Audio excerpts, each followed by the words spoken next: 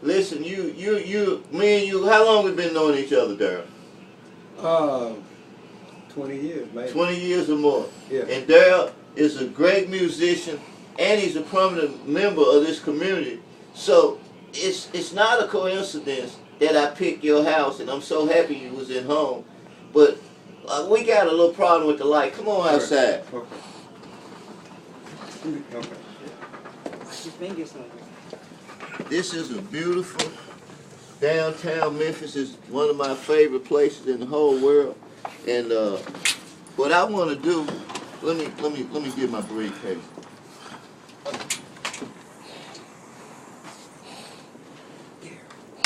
What I want to do, Mr. Sanders, is I want to make a social change in the Memphis area. Right. And I know you. We are both on the same page, and we got a great opportunity because we got some real important people working with us. You know, we don't want to mention no names, but what we got here is we got an opportunity to reduce crime in the city.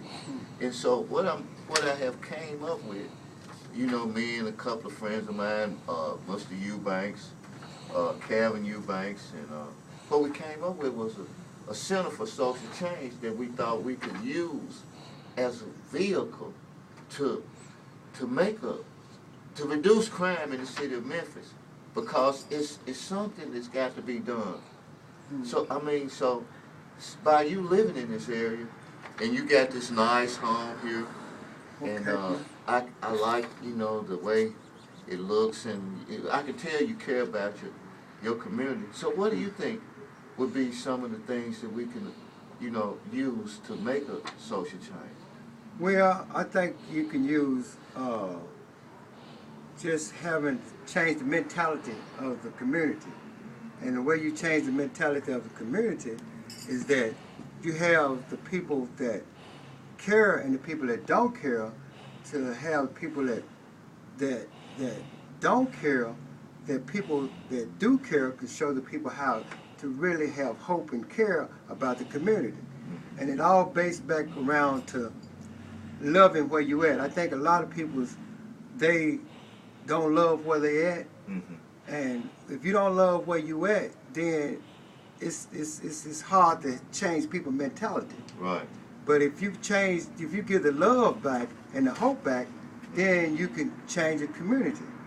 One thing you have to change is that you have to change the economic status. Okay. And you have to change the way people think sometimes. Right. And the way people treat each other. Right. And the way, sometimes it's even the way sometimes the things we eat and the things we do. Right. So, because I know you do a lot of exercise, and you eat a lot of, you know, good healthy food. Right, that's true. You know, so yeah. I mean, you the guy that, you know. Well, I'm not saying I'm the guy, but I'm just saying that I practice what I preach. Right. If I tell you to do something to better yourself, I got to first start with me. And that's what a lot of times that we need to make a change, we have to start with ourselves. See, if you don't start with yourself, then how can you start with the community? Yeah. You said my house looked pretty decent, and it could look better and it could look worse. Yeah. But I have to start sweeping around my own front door before I go out and try to sweep around somebody else's front door. Right. That means if I cut my grass and the people next door grass is not cut, I have to encourage them to cut their grass by cutting my grass. Right. And if they don't have the proper tools to use to cut their grass, then if I got the proper tools, I got to share, and they have to share it. Then that's where it grows from there. Right. So what I'm looking at here is we can work together, because I can get, you know, help from the city, you know, because we want to try to reduce crime. So maybe if we get some people to come around the neighborhood, cut the grass, maybe fix up a few windows. Yeah. And that'll be a start right there. It'll be a start. Because right here I got the Center for Social Change, and we want to do, you know, a lot of things in the area to kind of help, you know, to reduce crime, you know. Right. And in terms, it'll make your community look better. Right, right. You know. That's what I was saying, is that one hand have to help the other hand. If the city of Memphis could help you implement a program to help me implement a program to help us implement our program, then it will grow.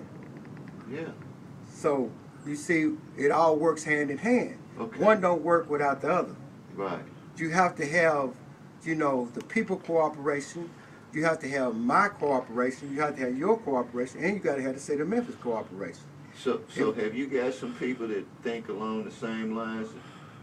Well, yeah, I got a few. Like your guy down there with that food, what's it got, a health food store? Yeah. Right, right. Well, I got people that's willing, but the thing of it is, we don't have.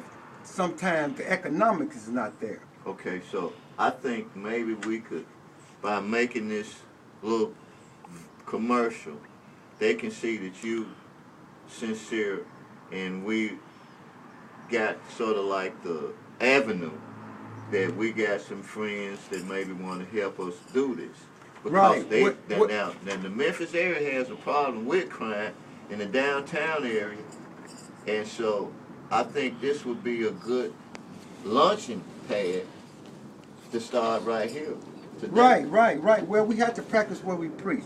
Okay. And that goes just back to what we were saying, is that if you're going to get the city of Memphis to implicate a program, you have to be willing to implicate a program, and I'm going to have to be able to implicate a program. Right. And it all works hand in hand. Okay, so let me ask you a question. Have I got your endorsement that you will help me, you will help Memphis to be a better place and try to reduce crime? You got mine. All right, let's shake on it. You got mine. Okay. You got now mine. we got that on camera. All right, cut right there.